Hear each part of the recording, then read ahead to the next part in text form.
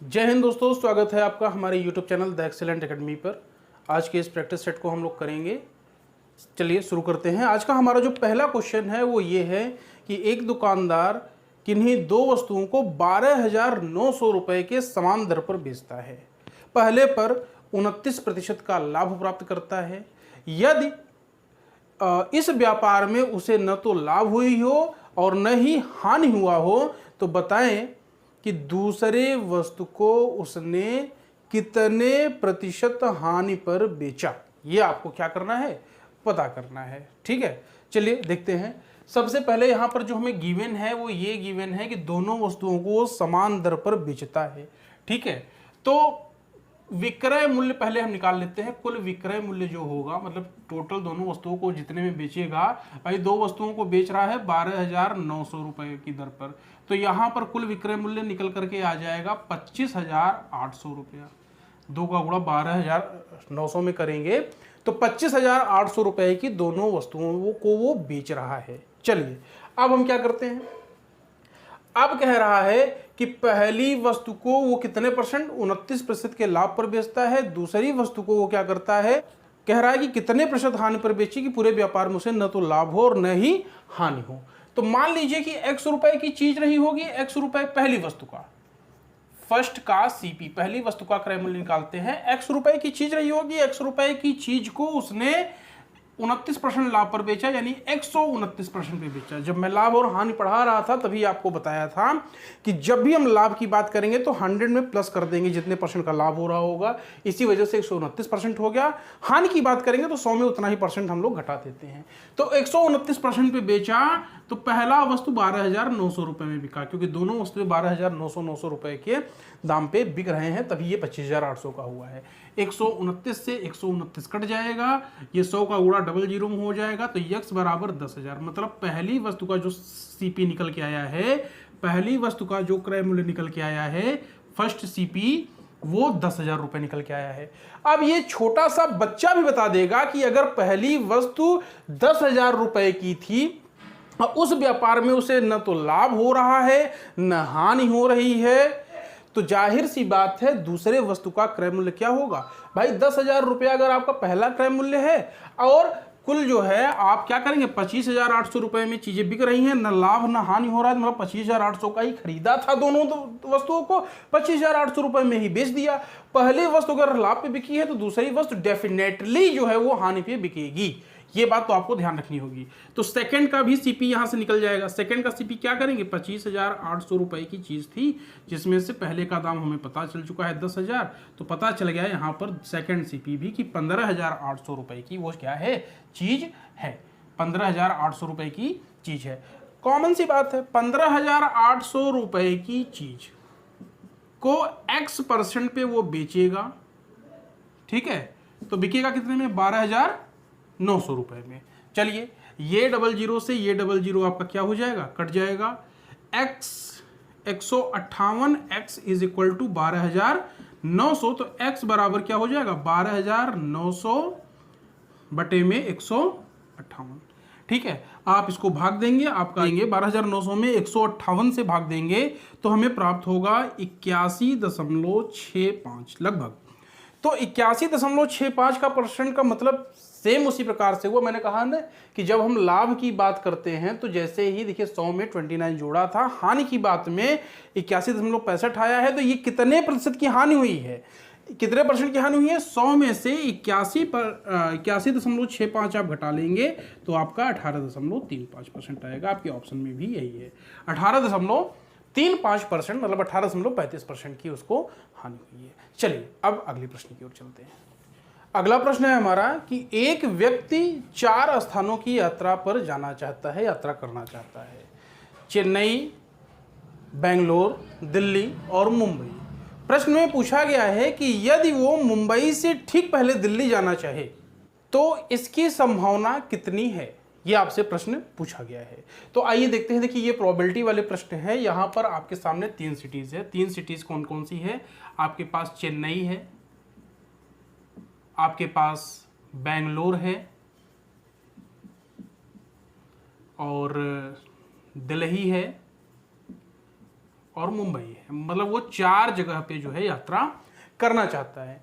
पूछ रहा है कि अगर वो मुंबई से ठीक पहले दिल्ली, चेन्नई, बेंगलोर किसी भी शहर में जाना चाहे, मतलब ठीक एक प्रोबेबिलिटी वो बनाना चाह रहा है कि मुंबई से ठीक पहले चेन्नई जाए, तो इसकी संभावनाएं कितनी है। अगर वो इन चारों में से कहता कि मुंबई जाए तो इसकी प्रोबेबिलिटी 1/4 हो जाती, आपको पता है, ठीक है। लेकिन ये कंडीशन रख रहा है कि मुंबई से ठीक पहले किसी एक शहर में वो बार बार जाने की प्रोबेबिलिटी पूछ रहा है, तो मुंबई के अलावा 3 सिटीज एक्स्ट्रा हो रहे हैं, तो आपको कुछ नहीं करना है, आपको एक बाकी के 1/3 से गुणा कर देना है, यानी प्रोबेबिलिटी 1/12 हो जाएगी। ये शॉर्ट ट्रिक है इस क्वेश्चन को करने का। चलिए अगले प्रश्न की ओर चलते हैं। अगला प्रश्न है हमारा, x का 15% का 24% इज इक्वल टू 10.8। ये सिंप्लीफिकेशन है आपके परसेंटेज का, तो x की वैल्यू पूछी गई है। ये तो अगर आप लोगों की प्रैक्टिस अच्छी है तो आसानी से कर सकते हैं इस प्रश्न को। आइए काट लेते हैं, 5 तिहाई 15, 5 20 हम में 100, और ये 4 से कट जाएगा, 4 छंग 24, 4 25 हम में 100 हो जाएगा, ठीक है। और अगर यहाँ से काटना चाहें तो 2 तिहाई 6, 2 दहम्मा 20 भी हो जाएगा, तो 3 त्रिका 9, मतलब ऊपर 9x बचेगा, नीचे 25 दहम्मा 250 बचेगा, और यहाँ बचेगा 10.8। थोड़ा सा आसान तरीके से इसको हम करते हैं, 250 का गुणा न करके हम इधर 0 इधर ट्रांसफर कर देते हैं, तो क्या ये 9x बटे में नीचे 25 ही रह जाएगा, यहाँ क्या हो जाएगा, जो 108 10.8 था वो 108 हो जाएगा। 9 को काट लेते हैं, 9 का 9, 9 दूना 18। अब x की वैल्यू क्या हो जाएगी, 12, ये 25 उधर ट्रांसफर कर लेते हैं, 12 गुणे 25, 25 दूना 50, और 25 का 25, और 25 5 30, मतलब 300 आंसर आएगा। आसान सा क्वेश्चन था। चलिए अगले प्रश्न की ओर चलते हैं हम लोग। पहले क्वेश्चन में मैंने देखा है आप लोगों ने, ज़्यादातर स्टूडेंटों ने इस प्रश्न को गलत किया है। आइए देखते हैं, प्रश्न को आप तभी गलत करते हैं, तभी गलत होने की संभावना होती है जब आप प्रश्न को ठीक से पढ़ नहीं पाते हैं। प्रश्न को पढ़ने में जब आपको दिक्कत होती है तब आप प्रश्न में फंस जाते हैं। इसीलिए देखिए परीक्षाओं में भी लिखा रहता है कि please kindly read carefully before solving the question. आप प्रश्न को करने के पहले उसको सावधानीपूर्वक पढ़ लें। सावधानीपूर्वक नहीं पढ़ते हैं तो एक ही शब्द से पूरे प्रश्न का खेल बिगड़ जाता है। आइए देखते हैं प्रश्न में क्या कह रहा है। एक 15 लीटर के मिश्रण में 40% एसिड और 60% पानी है, और कह रहा है कि यदि उसमें एक दूसरे मिश्रण में 60% एसिड और 40% पानी है, तो परिणामी मिश्रण में पानी का प्रतिशत क्या होगा। ये बहुत बढ़िया प्रश्न है, ये देख लेते हैं इसको क्या होगा। प्रश्न में कह रहा है कि पहला जो मिश्रण है हमारे पास वो 15 लीटर का है। 15 लीटर वाले मिश्रण में जो एसिड है हमारा, एसिड वो है आपका 40%, और जो वाटर है, वाटर है हमारा 60%। अच्छा, अब कह रहा है कि एक दूसरा मिश्रण जिसमें आपका एसिड, मतलब उल्टा हो जा रहा है, एसिड 60% है और वाटर यहाँ पर क्या है आपका, वाटर यहाँ पर आपका 40% है। चलिए ये मिश्रण आपका कितना है, 25 है। चलिए तो यहाँ से पहले वाटर का मात्रा, चूंकि परिणामी वाटर का मात्रा आपसे पूछ रहा है, परिणामी वाटर का परसेंटेज पूछ रहा है, तो पहले हम पता कर लें कि इन दोनों मिश्रण में मिला करके कुल वाटर है कितना। ठीक है, ये परिणामी मतलब इन दोनों के योग का पूछ रहा है। तो 15 का पहले 60% हम निकाल लेते हैं, यहाँ का पानी निकल आएगा क्योंकि यहाँ पर 60% पानी है, तो ये हो जाएगा आपका 20 तिहाई 60, 20 पंचे 100 और 5 तिहाई 15, मतलब 3 त्रिका 9 लीटर यहाँ पर आपका पानी है। इसमें देख लेते हैं, ये 25 लीटर का मात्रा है, 25 में 40% ही पानी है यहाँ पर, तो यहाँ 20 दूना 40, 20 पंचे 100, 5 पचा 25, मतलब 5 दूना 10 लीटर पानी है इसमें। इस मिश्रण में 10 लीटर, इस मिश्रण में 9 लीटर। तो परिणामी पानी कितना हो जाएगा, मतलब कुल पानी कितना हो जाएगा, कुल पानी हो जाएगा 19 लीटर, 9 और 10 मिला करके 19 लीटर। और कुल मात्रा कितनी है, मतलब कुल मिश्रण कितना है, 15 ये है, 25 ये है, मतलब 40 है। ठीक है, गुणे 100, तो ये हो जाएगा आपका 20 दूना 40, 20 पंचे 100, 19 पचे 95, 95 बटे में 2 मतलब 47.5%। तो ये आसान सा क्वेश्चन था। अगर हम कुल पानी की बात करें तो वो 47.5% के आसपास जाता है। चलिए अगले प्रश्न की ओर चलते हैं। अगला प्रश्न है हमारा, प्रश्न में कह रहा है कि एक व्यक्ति किसी दूरी को 10 घंटे में तय करता है। चलिए 10 घंटे में तय करता है, फिर कह रहा है कि यदि वो अपनी चाल में, अपनी गति में 20% की कमी कर दे तो उसको लगने वाली जो समय है, उसको यात्रा में जो लगने वाला समय है, उसमें कितने प्रतिशत की वृद्धि हो जाएगी। आपको ये प्रश्न देखने से लग रहा होगा कि चाल समय दूरी का प्रश्न है, परंतु ये चाल समय दूरी का प्रश्न नहीं है, बिल्कुल भी नहीं है। ये जो है प्रतिशत का ही प्रश्न है, और वो उसी प्रतिशत का प्रश्न है जिसमें एक वृद्धि हो रही होती है तो कमी पूछा जाता है, और एक कमी हो रही होती है तो वृद्धि पूछा जाता है। यहां पर क्या कह रहा है, वो चाल में आपकी क्या कर रहा है, चाल में कमी कर रहा है, तो समय जाहिर सी बात है बढ़ेगा ही बढ़ेगा, क्योंकि जब कमी होता है एक, तो परसेंटेज वाले इस प्रश्न में एक वृद्धि पूछा जाता है, अगर वृद्धि हो रही होती तो कमी पूछा जाता। प्रश्न में किया भी यही गया है। आपसे क्या कह रहा है, आपसे वो वृद्धि पूछना चाह रहा है, क्योंकि कह रहा है कि चाल में, गति में उसने कमी की है। कितनी कमी की है भैया, 20 कमी की है। फॉर्मूला भी यही है, 100 माइनस 20 इंटू 100, ये फॉर्मूला हम लगाएंगे। क्या, कौन सा ये फॉर्मूला है, अगर वृद्धि आपसे पूछा जाए तो कमी बटे में 100 माइनस कमी इंटू 100, और यदि कमी आपसे पूछा जाए तो वृद्धि आपको दिया रहेगा प्रश्न में अपॉन 100 प्लस वृद्धि गुणे 100 हो जाएगा। ठीक है, ये फॉर्मूला है। आप लोग परसेंटेज के मेरे प्लेलिस्ट में जाकर के जो सेकंड नंबर वीडियो होगा, पार्ट 1 पार्ट 2 वाला, उसमें ये आपको मिल जाएगा। चलिए, तो ये हो जाएगा 20, और ये 100 में से 20 घटाएंगे तो 80 हो जाएगा, गुणे 100 हो जाएगा। 20 एकम 20, और ये 20 चौका 80, 100 बटे में 4 जब हम करेंगे तो ये कितना आ जाएगा, 25%।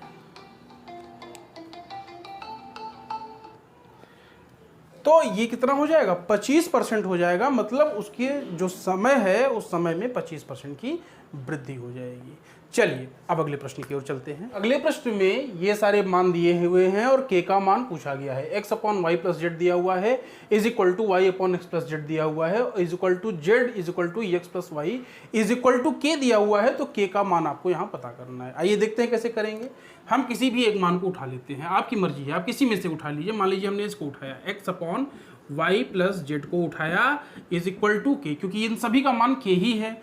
तो यहां पर आपका क्या हो जाएगा, आप यहां पर क्या कर सकते हैं, आप x की वैल्यू अगर आप चाहें तो के वाई प्लस जेड ले सकते हैं। ठीक है, तो अकॉर्डिंग टू दिस, ये इक्वेशन अगर 1 हम मान लें, अगर हमने ये करके ये पाया, तो जाहिर सी बात है अगर हम यहां पर y upon x plus z को लें, इज इक्वल टू के लें, तो यहां पर y की वैल्यू में क्या मिल जाएगी, के, नीचे क्या है, x प्लस जेड है, मतलब ये मिलेगा। तो z बराबर क्या मिलेगा, उसी हिसाब से z बराबर के एक्स प्लस वाई मिलेगा। ठीक है, अब हमें क्या करना है, हमें के की वैल्यू चाहिए, तो जाहिर सी बात है हमें एक्स वाई जेड को गायब करने के बारे में सोचना होगा। तो हम यहाँ पर क्या करेंगे, हम करेंगे x plus y plus z की वैल्यू को हम लेते हैं। X plus y plus z की वैल्यू लेंगे तो एक्स बराबर देखिए क्या है, क्या है, क्या है, वाई बराबर क्या है, जेड बराबर क्या है। तो के को क्यों ना कॉमन ले लिया जाए, ये एक्स प्लस जेड हो जाएगा, ये वाई प्लस जेड हो जाएगा, और ये आपका x प्लस वाई हो जाएगा। सब जुड़ेगा तो k तो बाहर ही रहेगा, क्योंकि k सबके साथ था, कॉमन ही रहेगा। तो ये हो जाएगा 2x, ठीक है, 2x क्यूब, 2 बार x, 2 बार x, 2 बार y, 2 बार z, तो 2x plus y plus Z.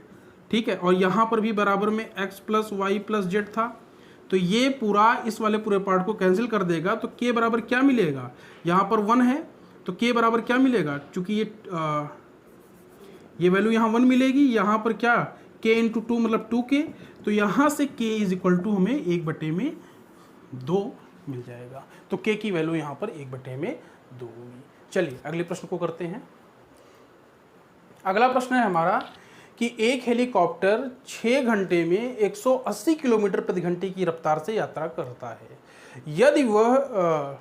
यदि वह इसी दूरी को 10/3 घंटे में पूरा करे तो वो किस चाल से यात्रा को पूरा करेगा। इसी दूरी को 10/3 घंटे में पूरा करे तो उसकी चाल क्या होगी, उसकी रफ्तार क्या होगी, ये पूछा गया है। आइए देख लेते हैं प्रश्न को। प्रश्न में कह रहा है, यहाँ पर आपको दिया हुआ है, आपको चाल दी हुई है। चाल कितनी दी हुई है हेलीकॉप्टर की, 180 किलोमीटर प्रति घंटा। यहाँ आपको समय दिया हुआ है, समय कितना दिया हुआ है, 6 घंटे दिया हुआ है। तो जाहिर सी बात है चाल समय दूरी में अगर आपको चाल समय दिया है तो जाहिर सी बात है आपको दूरी ही यहाँ पर पता करनी है। दूरी कितनी हो जाएगी, दूरी बराबर होता है चाल गुणते समय। चाल आपका 180 है, समय आपका 6 है, तो 18 छक्का 108 मतलब 1080 किलोमीटर वो क्या करता है, हेलीकॉप्टर उड़ता है 6 घंटे में। ठीक है, 18 छक्का 108 मतलब 1080 किलोमीटर वो हेलीकॉप्टर यात्रा तय करता है। अब पूछ रहा है कि इतनी ही दूरी को 10/3 घंटे में, मतलब समय यहाँ पर नया समय दिया हुआ है 10/3 घंटे, तो आपको चाल बतानी है। चाल बराबर क्या होता है, दूरी बटा में समय होता है। दूरी आपकी कितनी है, वही दूरी का मतलब जितनी दूरी वो इस गति से किया था तो 1080 दूरी ही तय करना है। समय 10/3 है। आप लोग जानते ही हैं बटे का बटा ऊपर जाता है, मतलब 1080 गुणे में 3/10। 0 से 0 कट जाएगा, 3 अठे 24 और 3 अठे 24 और ये 3 0 हम 0 कैरी यहाँ पे जुड़ जाता है, 3 1 3, मतलब वो हेलीकॉप्टर की चाल 324 किलोमीटर प्रति घंटे करनी होगी, तभी वो 1080 किलोमीटर की जो दूरी है वो 10/3 घंटे मतलब 3.33 घंटे में पूरी कर पाएगा। चलिए अगले प्रश्न की ओर चलते हैं। ये है, मैं बार बार कह रहा हूँ कि अगर आप लोग प्रैक्टिस और आप रिवीजन ये दोनों अगर आप साथ साथ करते हैं तभी आप किसी भी परीक्षा को आसानी से निकाल सकते हैं। क्योंकि आप प्रैक्टिस इसलिए करिए क्योंकि आप देखिए कि आपके जो चैप्टर्स हैं, किस चैप्टर्स के क्वेश्चन आपके क्लियर नहीं हो पा रहे हैं, उन चैप्टरों को आप बाकायदे पढ़िए, बाकायदे उसको रिवीजन करिए, कहाँ पे आपको दिक्कत हो रही है, कैसे क्वेश्चनों में दिक्कत हो रही है, ये आप बार बार देखते रहिए और जहाँ दिक्कत हो उसको सुधारने का प्रयास करिए। क्योंकि practice make you success. Practice आपको सक्सेस तभी बना सकती है जब आप जो है आप उसमें जो गलतियाँ हो रही हैं उसमें निरंतर सुधार भी आप करते रहें। तो चलिए देखते हैं, ये तो बड़ा ही आसान सा क्वेश्चन है, इसमें जोड़ना था। आइए जोड़ लेते हैं, 1/2, 1/4, 1/8, 1/6। ठीक है, सारी चर अचर को एक साथ रख लेते हैं, अचर को अलग रख लेते हैं। ये 1 में a हो जाएगा, ये आपका सब रख लेते हैं 2/6, 1/3 और ये 2/3।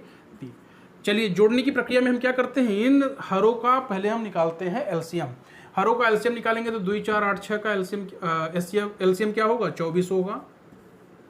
2 बरहम में 24 हो जाएगा, 4 छंग 24 हो जाएगा, 8 त्रिक्का 24 हो जाएगा, 6 चौका 24 हो जाएगा। इसको एज इट इज रहने देते हैं। ये 6 3 3 का एलसीएम 6 होगा। ठीक है, और ये क्या हो जाएगा, 2 ही रहेगा, 3 दूना 6 हो जाएगा, 3 दूना 6 और 2 दूना 4 हो जाएगा। ठीक है, चलिए कोई बात नहीं। अब हम क्या करते हैं, अब हमें 12 6 18 18 18 3 21 4 25, ये हमें 25/24 प्लस 1/a। आइए 2 2 4 4 8 8/6। 8/6 क्यों लिखिए, सीधा 2 चौके 8 2 3 6 मतलब 4/3 क्यों ना लिखा जाए। तो 1/a की वैल्यू अगर हम करें तो ये 4/3, ये 25/4 उधर जाएगा तो घट जाएगा 25/24। 3 और 24 का एलसीएम तो 24 ही होगा क्योंकि 24 3 और 24 में बड़ा है और 3 का गुणज भी 24 है। 3 अठे 24 और 8 चौका 32 हो जाएगा। 24 का नम 24 तो यहाँ 25 हो जाएगा। 32 में से 25 जाएगा तो 7/24। चूंकि ये 1/a की वैल्यू है, 1/a की वैल्यू 7/24 है, हमें a की वैल्यू चाहिए तो वो पलटा तो ये भी पलट जाएगा, मतलब 24/7 सही उत्तर होगा। चलिए अगले प्रश्न की ओर चलते हैं। प्रश्न में कह रहा है कि 18 एक परिवार के 18 व्यक्तियों के वजन में 1 किलो की कमी हो जाती है, 1 केजी वजन की कमी हो जाती है जब उस परिवार में एक बच्चे को जोड़ा जाता है, एक बच्चे को शामिल किया जाता है। तो प्रश्न में कह रहा है कि यदि बच्चे को शामिल किए जाने के बाद उस परिवार का औसत वजन 19 हो तो बताएं कि उस बच्चे का वजन क्या है। तो जाहिर सी बात है, बच्चे को शामिल नहीं किया गया था तो 18 लोग थे। 18 लोगों का औसत वजन क्या रहा होगा, अभी औसत वजन अगर 19 है और एक कम हुआ है तो जाहिर सी बात है कि उस समय 18 लोगों का औसत वजन 20 रहा होगा। ये आपकी संख्या हो गई, ये आपका एवरेज हो गया। ठीक है, तो यहाँ से आप क्या निकाल सकते हैं, योग निकाल सकते हैं। 18 गुणे 20 करेंगे तो ये आएगा 18 दूना 36 यानी कि 360। अब कह रहा है कि बच्चे को शामिल किया गया, बच्चे को शामिल कर लिया गया तो संख्या बढ़ गई लेकिन औसत घट गया। औसत 20 था, अब कितना हो गया, 19 हो गया। ये आपका क्या हो गया, एवरेज हो गया। ये पहली कंडीशन है।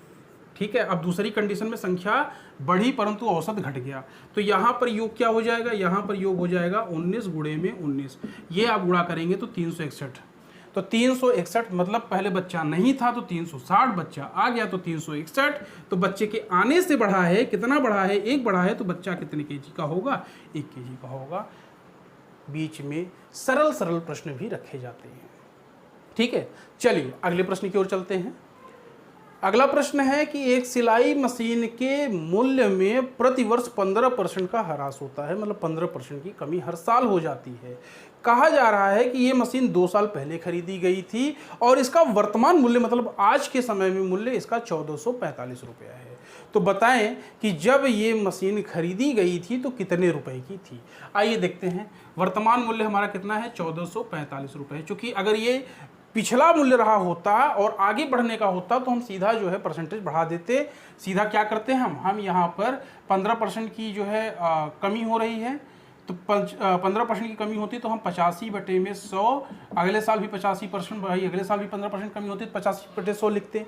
परंतु ऐसा नहीं है, ये जो मूल्य दिया गया है ये पिछला मूल्य न देकर के वर्तमान मूल्य दिया गया है, तो इसीलिए ये चीज़ें पलट जाएंगी। 85/100 की जगह हम यहाँ पर लिखेंगे 100/85 और ये भी लिखेंगे 100/85। क्यों लिख रहे हैं आपको पता होना चाहिए, क्योंकि हर साल कमी हो रही है 15% की, 100 में 15 घटाए हैं। ये हो जाएगा आपका 5 भी सहम में 100, 5 17 में 85, ये भी 17 और ये भी आपका 20 हो जाएगा। 17 से इसको काटते हैं, 17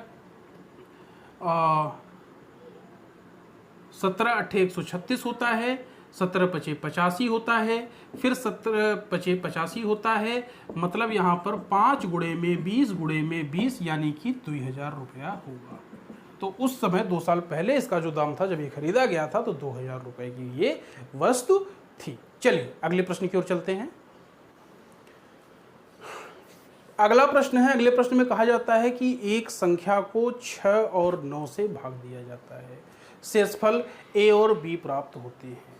प्रश्न में कह रहा है कि यदि a माइनस b फाइंड किया जाए तो इसके कितने संभावित मान हो सकते हैं। अब सवाल ये है कि 6 से भी डिवाइड किया जाता है, 9 से भी डिवाइड किया जाता है। 6 और 9 इन दोनों का ही HCF कितने हैं, 3 है। इन दोनों के बीच में 3 का अंतर भी है, तो संभावित मान यहाँ पर 3 ही होगा। चलिए अगले प्रश्न की ओर चलते हैं। एक बर्तन में 3 भाग फलों के रसों से भरा हुआ है और 5 भाग पानी से भरा हुआ है। प्रश्न में कहा जा रहा है कि उसमें से मिश्रण को कितना निकाल लिया जाए और कितना पानी और डाल दिया जाए कि फलों के रसों का एवं पानी का अनुपात 1:1, मतलब 50-50%, आधा आधा हो जाए। तो आइए देखते हैं, यहाँ पर आपके पास जो फ्रूट लिक्विड है वो कह रहा है 3 अनुपात में है और जो वाटर है वो 5 के अनुपात में है, ठीक है। और कह रहा है कि 1:1 होना चाहिए, 50-50% होना चाहिए। वाटर मिलाने पर फ्रूट को तो हमें बढ़ाना नहीं है, हमें बढ़ाना क्या है, हमें सिर्फ और सिर्फ वाटर को जो है बढ़ाना है। तो इस स्थिति में हम क्या करेंगे, F इंटू वाटर 0:1, मान लीजिए 0:1 के अनुपात में हम इसको बढ़ाते हैं। आइए हम एलिगेशन रूल यहाँ पर अप्लाई करते हैं। एलिगेशन रूल क्या कहता है कि कुल अनुपात में वाटर की मात्रा है कितनी। वाटर की मात्रा भाई 5 है, कुल कितना है 5 3 8, मतलब 5/8 है, ठीक है। यहाँ पर आप 1 ले लीजिए। हमें क्या करना है, सब कुछ 50-50 करना है, 1:1 के अनुपात में करना है, मतलब 1/2 यहाँ ले लेंगे। आइए क्रॉस मल्टीप्लिकेशन कर लेते हैं।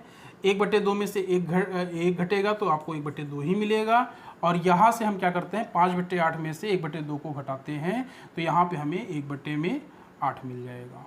तो अब यहाँ से हम देख लेते हैं, 1/2 ये मिला, 1/8 ये मिला, 2 चौके 8, मतलब 4:1 मिला हमें। तो 4:1 का मतलब क्या हुआ, 1/5, 4 1 5, 1/5। अगर हम 1/5 मात्रा निकाल करके उतना ही भाग अगर हम पानी मिला दें तो ये अनुपात 1:1 हो जाएगा। चलिए अगले प्रश्न की ओर चलते हैं।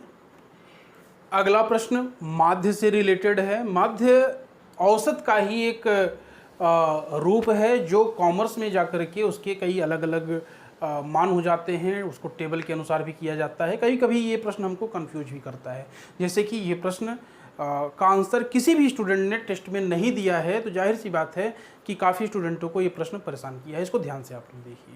प्रश्न में क्या कह रहा है, एक वितरण 20, 25 एवं 30 आवृत्ति वाले घटकों से मिलकर के बना हुआ है, जिसमें क्रमशः 25, 10 एवं 15 क्या है, माध्य है। कह रहा है कि संयुक्त माध्य आप लोग यहाँ पर निकालिए। तो आइए देखते हैं, यहाँ पर आपका जो वितरण दिया हुआ है, वो आपका वितरण दिया हुआ है वो 20, 25 और 30 दिया हुआ है। और यहाँ पर जो माध्य दिया गया है, इनका माध्य जो क्रमशः दिया गया है वो 25, 10 और 15 है। ध्यान दीजिएगा, जो वितरण दिया गया है वो 20, 25, 30 है और इनका जो माध्य दिया गया है क्रमशः 25, 10 और 15 है। तो यहाँ से हम एक चीज़ तो निकाल ही सकते हैं, हम निकाल सकते हैं योग। इसका योग अगर हम निकालेंगे तो आपको पता है 20 गुणे में 25 मतलब कि 500 हो जाएगा। इसका निकालेंगे तो 25 दहम्मा 25 गुणे 10 मतलब कितना हो जाएगा, 250 हो जाएगा। और इसका निकालेंगे तो 15 तिया 45 मतलब 30 गुणे में 15 बराबर 450 हो जाएगा। अब क्या कह रहा है कि संयुक्त माध्य निकालिए। संयुक्त ये माध्य का मतलब इन सबका माध्य निकालना है आपको। सबका माध्य निकालने के लिए इन सबको आप जोड़ेंगे, 250 और 450 अगर आप जोड़ेंगे तो 700 मिलेगा, 700 में 500 जोड़ेंगे तो ये आपका 1200 हो जाएगा। तो ये कुल योग यहाँ पर पहले हम निकालेंगे कुल, क्योंकि संयुक्त माध्य का मतलब संयुक्त योग बटे में संयुक्त संख्या। संयुक्त योग ये आपका ये 1200 हो गया और संयुक्त संख्या कितनी हो गई, 20, 25 और 30। तो 20, 25 आपका 45 हो जाएगा और 45 में 30 जुड़ेगा तो ये आपका 75 हो जाएगा। ठीक है, तो 75 हो जाएगा और इसको हम काट लेते हैं 25 से। 25 से क्यों काटते हैं, 3 से काटते हैं। 3 25 हमें 75, 3 चौका 12, 400 और 400 को अगर हम 25 से भाग देंगे तो 25 16 में कितना होता है, 400 होता है। 25 अट्ठे 200 तो 25 16 में आपका 400 हो जाएगा। तो 16 इसका सही उत्तर होगा। चलिए अब आखिरी प्रश्न की ओर चलते हैं। अगले प्रश्न में कह रहा है कि एक टंकी को 2 नल क्रमशः 10 मिनट और 12 मिनट में भर सकते हैं। एक तीसरा नल लगा हुआ है सी, वो डिकासी नल है और वो प्रति मिनट 9 गैलन पानी निकाल सकता है। कह रहा है कि तीनों नलों को एक साथ खोल दिया जाता है और टंकी 30 मिनट में भर जाती है। तो यहाँ पर पूछा गया है कि उस टंकी की धारिता यानी उस टंकी की क्षमता कितनी है। चलिए आइए देखते हैं। प्रश्न में कह रहा है कि जो ए है वो 10 मिनट में भर सकता है, बी आपका 12 मिनट में भर सकता है, सी 9 गैलन प्रति मिनट खाली करता है। दिमाग लगाया गया है प्रश्न में, सी की क्षमता दी गई है, समय नहीं दिया गया है। तो यहाँ पर हम क्या करेंगे, हम ए प्लस बी प्लस सी की समय तो दिया गया है, 30 मिनट में तीनों मिलकर के भरते हैं और सी निकालता है, ये बात भी आपको ध्यान में रखना है। यहाँ पर अगर हम इसका एलसीएम लेंगे तो ये 60 आएगा, 10 × 60 मतलब ये 6 यूनिट प्रति मिनट भरता है। अगर हम बी की बात करें तो 12 × 5 = 60 मतलब ये 5 यूनिट प्रति मिनट भरता है और ये 30 दूना 60 मतलब ये 2 यूनिट प्रति मिनट जो है क्या करता है, खाली करता है।